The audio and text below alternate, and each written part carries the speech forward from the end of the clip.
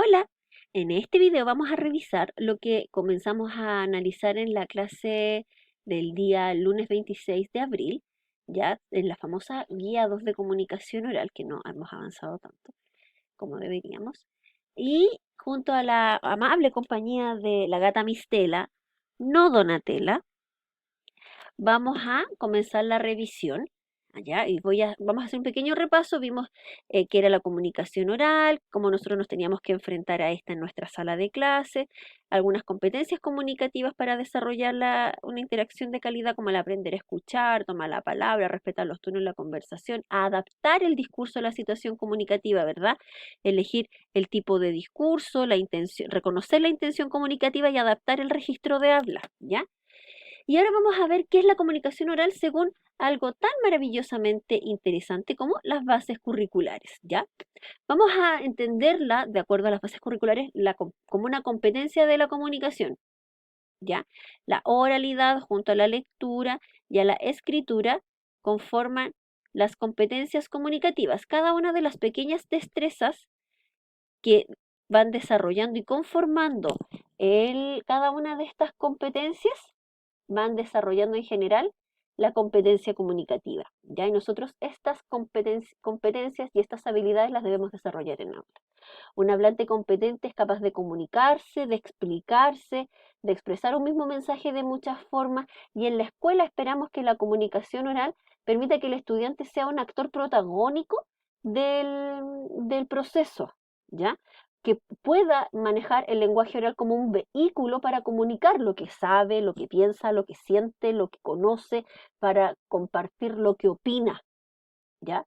La idea es que desde los primeros años podamos ir desarrollando esto. Recuerden que cuando los niños llegan a primero básico, el único eje de estos tres que saben desarrollar relativamente bien es la oralidad.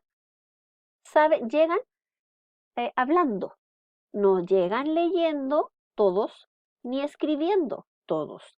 La oralidad se va a convertir en la base en la cual vamos a ayudarlos a construir los otros ejes y las otras competencias, ¿ya? Y nosotros vamos a ser siempre modelos expertos de el manejo de la oralidad. Por lo tanto, tenemos que procurar que ellos puedan interactuar con nosotros y ojalá con los adultos de la comunidad educativa y proponer y ayudar a las familias para que los adultos que rodean al niño también puedan interactuar con ellos de manera que puedan desarrollar estas habilidades, ¿ya? Porque no solo van a desarrollar el hecho de hablar, sino de opinar, de escuchar, el vocabulario, de transmitir sus conocimientos y de que les transmitan conocimientos. La idea es que aprendan a dialogar abiertos al mundo, a los otros, a los compañeros, que aprendan a adecuarse a cualquier situación comunicativa, ¿ya? Que puedan interactuar, ¿ya? Que manejen la culta formal, la norma culta formal, que es la más común, pero que también se sepan manejar con las otras de acuerdo a la situación comunicativa. Debemos enriquecer su vocabulario, su capacidad de comprensión. Entonces, de acuerdo a las bases curriculares, un hablante debe manejar la comprensión, la interacción y la expresión oral. Y esto lo habíamos caracterizado con una orejita, ¿cierto? Este es un piercing, ya con una orejita así, que está escuchando, con la interacción con dos personas que están hablando. Y la expresión oral con la boquita, ¿cierto? Que esta que está hablando aquí, bla, bla, ¿cierto? La comprensión es que los estudiantes lo que escuchan lo puedan entender, lo puedan procesar, ¿ya? Que puedan, para después discutirlo, para utilizarlo en situaciones diversas donde lo necesiten. Y evidentemente no es magia, se desarrolla y a través de actividades, y actividades pensadas para esto, como por ejemplo exponerlos a interacciones y textos de distinta procedencia para generar discusión, instancias de discusión, presentarles un tema, presentarles una entrevista, contarles una historia y que ellos luego puedan manifestarse sobre esto y se puedan generar discusiones o conversaciones interesantes a través, como les decía, de la lectura de algún texto, de textos orales, de distintas herramientas que nos pueden servir. Evidentemente siempre debemos manifestarles a ellos qué es lo que queremos que ellos desarrollen, qué es lo que queremos que presten atención, cuál es el propósito de escuchar lo que vamos a escuchar. Por ejemplo, conversábamos que eh, identifiquen una muletilla, que identifiquen un registro, que entiendan o que expliquen ellos con sus propias palabras cierto punto de la conversación, dependiendo del nivel y dependiendo del manejo que tienen de esto, ¿ya? Para que ellos se concentren, para que estén no solamente escuchando porque sí, ay, qué lindo habló, no, para que presten atención. La idea es orientarlos y encauzar eh, sus conciencias y sus recursos también.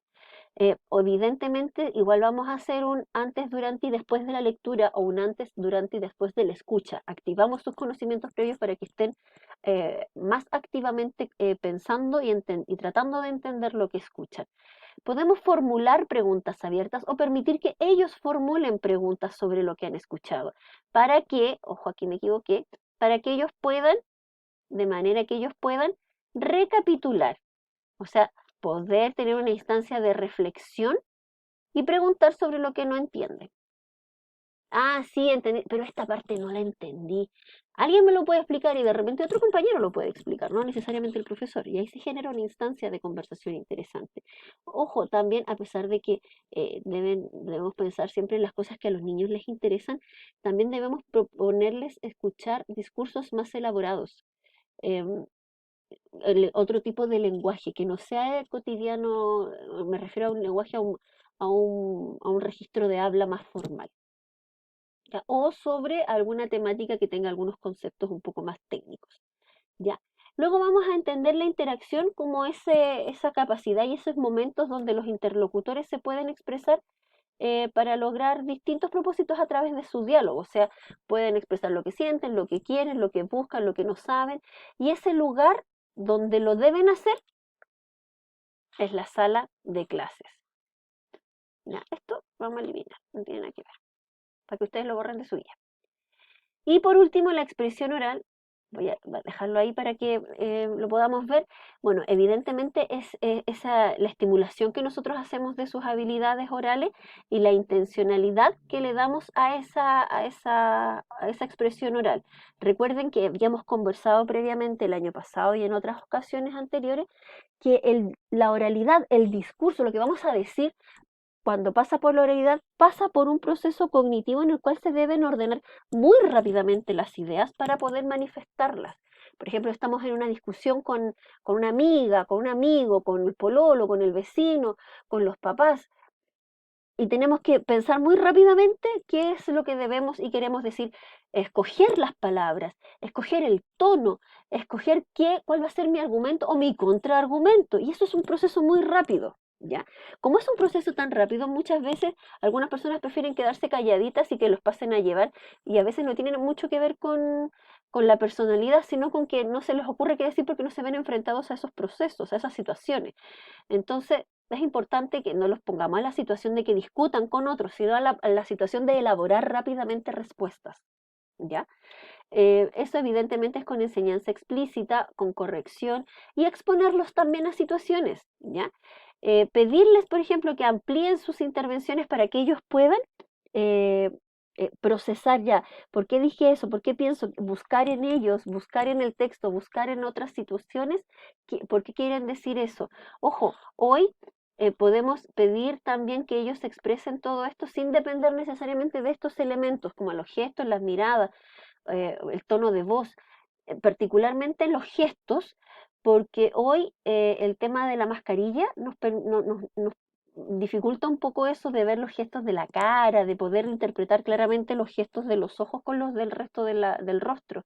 Y lo mismo con el tema del acercamiento con las otras personas, de tomar la mano o de acercarse un poco más.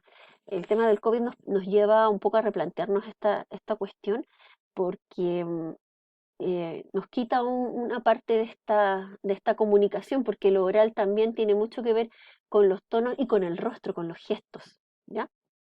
Em, Lo interesante también de aquí es que se busca, mejorar el vocabulario.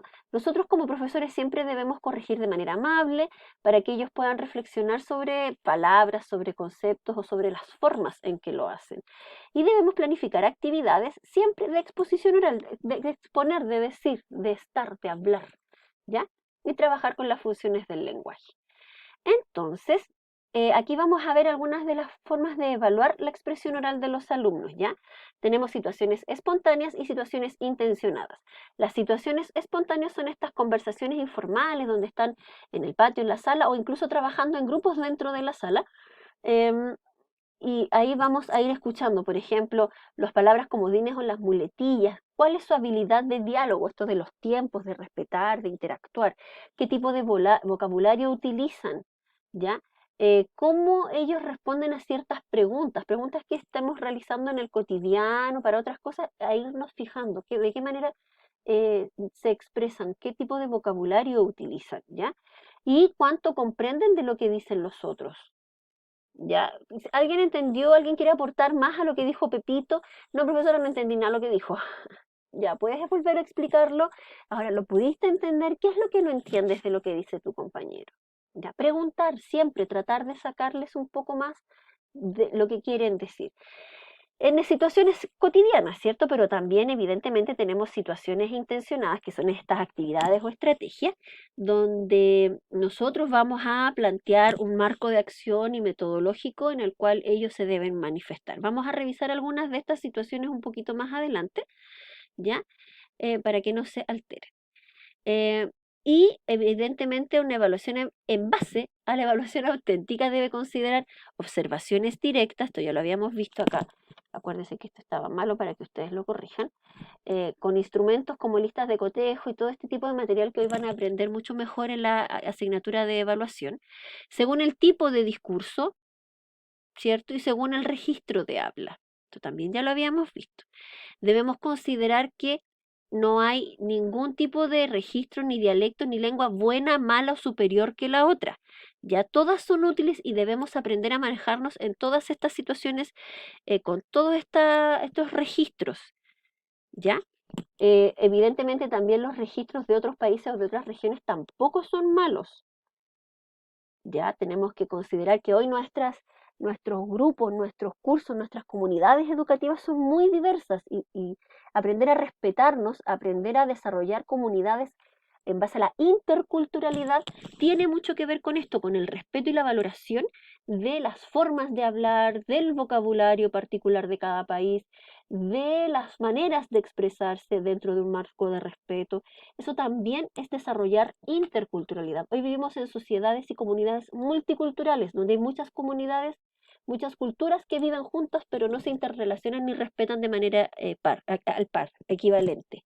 Debemos formar y luchar por formar comunidades, sociedades interculturales, donde las relaciones entre las culturas interculturales sean equitativas, sean amables, sean respetuosas, ¿ya? Y esto, el lenguaje, que es algo tan cotidiano tal vez, que lo podemos ver un poco tan mínimo, no, al contrario, nos ayuda bastante. Recuerden que el lenguaje crea realidades. ¿Ya? Entonces no subestimemos ni el registro ni la lengua, no subestimar, ¿ya? Evidentemente cuando hay errores demasiado complejos que pueden llevar a, a otras confusiones mayores, evidentemente nosotros debemos intervenir. Debemos siempre corregir lo que no esté correcto y debemos hacerlo de manera apropiada, adecuada e intercultural dependiendo del contexto del estudiante. No se olviden nunca, el contexto es súper importante, ¿ya? Em, Nosotros debemos promover la capacidad de reflexión de nuestros estudiantes acerca del lenguaje y sobre todo cuando son comunidades tan ricas culturalmente, eso puede permitirles desarrollar otras habilidades más. Esto que llamamos las habilidades blandas también, como la empatía, el respeto, la interculturalidad, una sociedad más orientada al siglo XXI. Lo podemos hacer desde nuestras salas de clases, nuestras humildes salas de clases o nuestros humildes computadores ventanitas al mundo, ¿ya?